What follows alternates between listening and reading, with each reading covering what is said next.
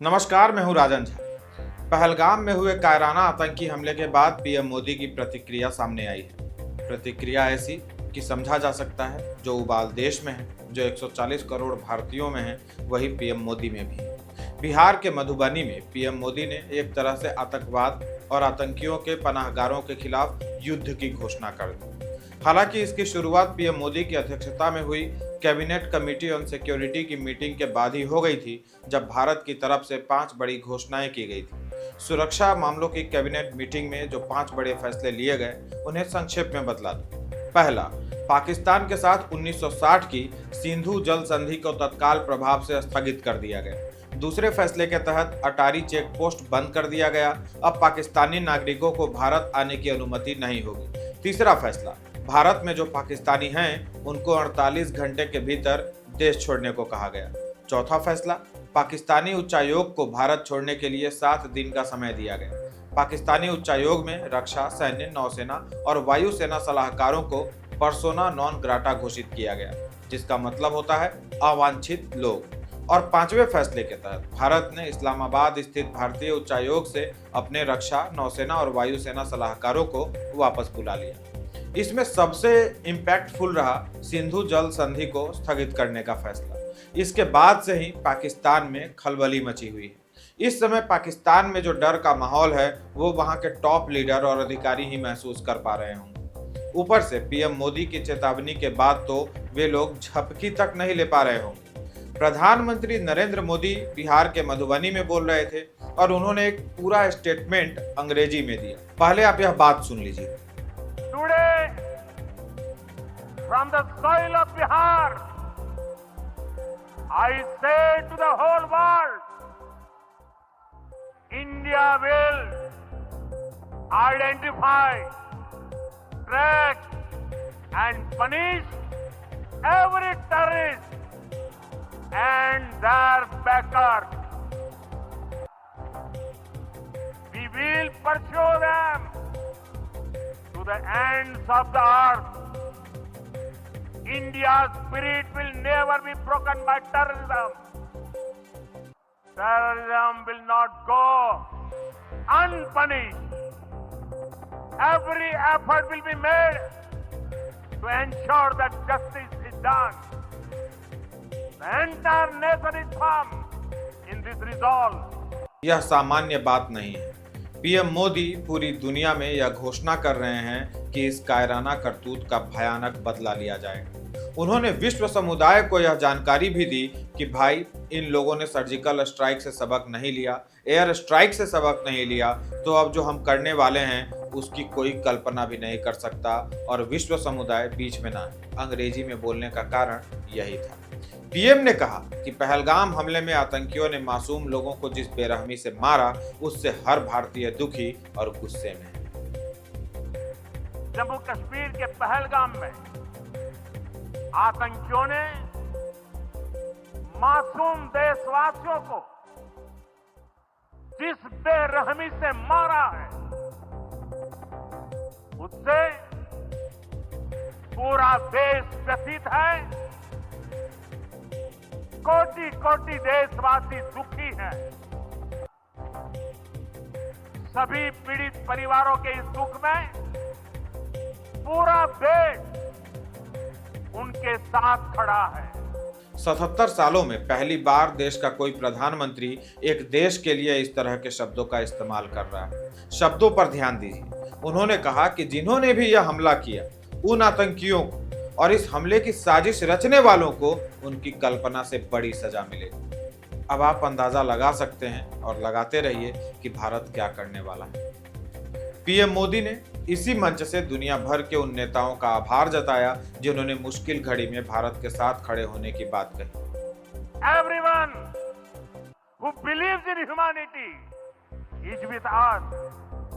I thank the people of various countries and their leaders who have stood with us in this time. दुनिया के सभी बड़े देश आज भारत के साथ खड़े हैं।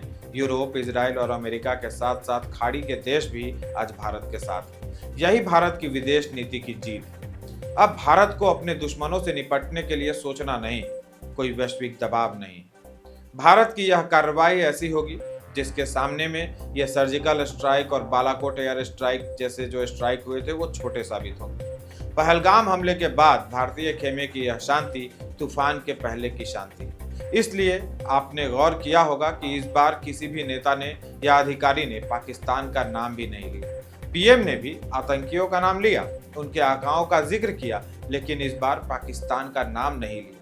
एक भी नेता ने पाकिस्तान पर आरोप नहीं लगाया, किसी अधिकारी ने यह नहीं कहा कि हम डोजियर तैयार कर रहे हैं और पूरी दुनिया को दिखाएंगे और पाकिस्तान को बेनकाब कर देंगे कि उन्होंने आतंकी भेजे थे। नहीं, इस बार खेल अलग हो रहा है, लेकिन पाकिस्तान बेचैन है। वही चोर की दाढ़ी में तिनका वाली बात।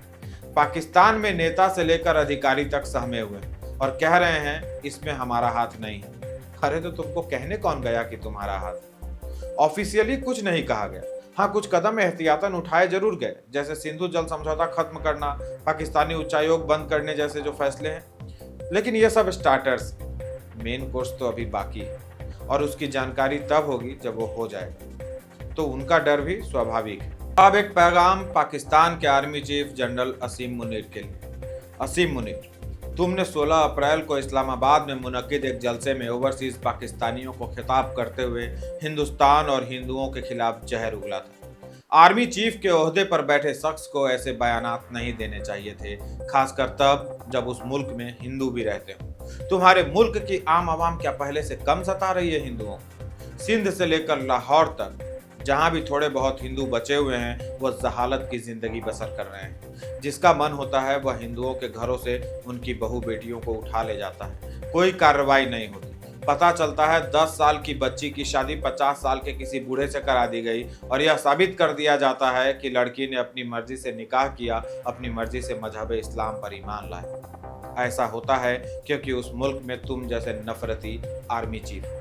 तुम्हारे जहन में नफरत है, तुम्हारे मुल्क के लोगों में नफरत है। यही नफरत है जिसकी वजह से तुमने अपने आप को एक्सपोज कर दी। तुमने कहा कि तुम हिंदुओं से हर तरह से अलग, तुम्हारा मजहब, तुम्हारे रस्म रिवाज, रिवायतें, सोच, चाहत सब अलग। इसलिए टू नेशन थ्योरी की नींव पर हमारे यहाँ के मुस्लिम इसे नकारते हैं। अच्छा हुआ तुमने यह एक्सेप्ट किया। तुमने कश्मीर को पाकिस्तान की जुगलर वैन करार दी और इसे कभी न भूलने की कसम खाई। एक तरह से तुमने अपने दहशतगर्दों को इशारा किया कि समय आ चुका है हमला करने का। तुम्हारे इसी भड़काऊ बयान का नतीजा है कि पहलगाम में दहशतगर्दाना हमला हुआ। असीम मुनीर, तुम्हारे भाषण के 4 दिन के भीतर यह हमला हुआ। मुमकिन है जब तुम वहां भाषण दे रहे थे तब दहशतगर्द यहां से तुम्हारा कमांड ले रहे थे। इसलिए देखो, हिंदुओं को चुन चुन कर मारा गया, निशाना बनाया गया। तुम कह रहे थे कि कैसे पाकिस्तान बनाया गया, कैसे हिंदुस्तान में हिंदुओं का कत्लेआम करके हमने पाकिस्तान बनाया। यह सब आने वाली नस्लों को पता चलनी चाहिए, तीसरी चौथी पीढ़ी वाली नस्लों को पता चलनी चाहिए। नहीं मुनीर, सुन, अपनी तीसरी चौथी पांचवी पीढ़ी वालों को बतलाना कि जब तुम्हारे कायर जिहादियों ने पहलगाम में निहत्थे लोगों की जान ले ली थी तब उस पर भारत ने तुम्हारा क्या हश्र किया था। तुमको पूरा मौका मिलेगा यह बतलाने का। तुम्हारे 4 में से 2 सूबों में बगावत चरम पर है। बलूचिस्तान तो टूटने के कगार पर पहुंच चुका है। खैबर पख्तूनख्वा में तहरीके तालिबान ने खुद की सल्तनत कायम कर ली है। ऐसे में हमारी मार से यदि तुम्हारे कई टुकड़े हो गए तो अपनी तीसरी, चौथी और छठी पीढ़ी के बच्चों को यह वाकया जरूर सुनाना। मित्रों, वीडियो के अंत में इतना ही कहना चाहूंगा कि मोदी सरकार पाकिस्तान स्पॉन्सर्ड आतंकवाद की जड़ों पर प्रहार करने की फिराक में। यह एक्शन बहुत बड़ा होने वाला है। हालांकि जो एक्शन अब होने जा रहा है, 1947 के बाद अनेक अवसर आए थे हमारे पास जब हम इस तरह के एक्शन कर सकते थे, होने चाहिए थे, लेकिन नहीं हो सके क्योंकि विल नहीं थी। हमारी सेना शुरू से ही पराक्रमी रही है। कई बार हमने पाकिस्तान के बड़े भूभाग पर कब्जा किया, लेकिन फिर बातचीत के टेबल पर गवा दी। अब पुरानी बात नहीं है। अब सेना के हाथ पूरी तरह खोल दिए गए हैं। हाथ ही नहीं बल्कि पांव भी खोल दिए गए हैं और भारतीय फौज के पराक्रम की बराबरी पूरी दुनिया में कोई फौज नहीं कर सकती। हमारे भीतर न वीरता की कमी है न सामर्थ्य की, और गलत समय में इन्होंने भारतीयों पर हमला करने की जरूरत की। देश के भीतर भी राष्ट्रीयता उबाल मार रही है, जिसका अंदाजा हमारे शीर्ष नेताओं को भी है और आज पीएम मोदी की बात से यह झलक भी रहा है। इसलिए कह रहा हूँ और बार बार कह रहा हूँ कि एक्शन जो होगा वह छोटा मोटा एक्शन नहीं। पाकिस्तान की आने वाली पीढ़ियां इसको याद रखेंगी और यह जल्दी ही होगा। जब होगा तब इसका पता चलेगा कि हो गया। तब तक पाकिस्तान दहशत में जिएगा और आप और हम आशा और जिज्ञासा में। तो दिल थाम कर इंतजार कीजिए। आज के लिए इतना ही।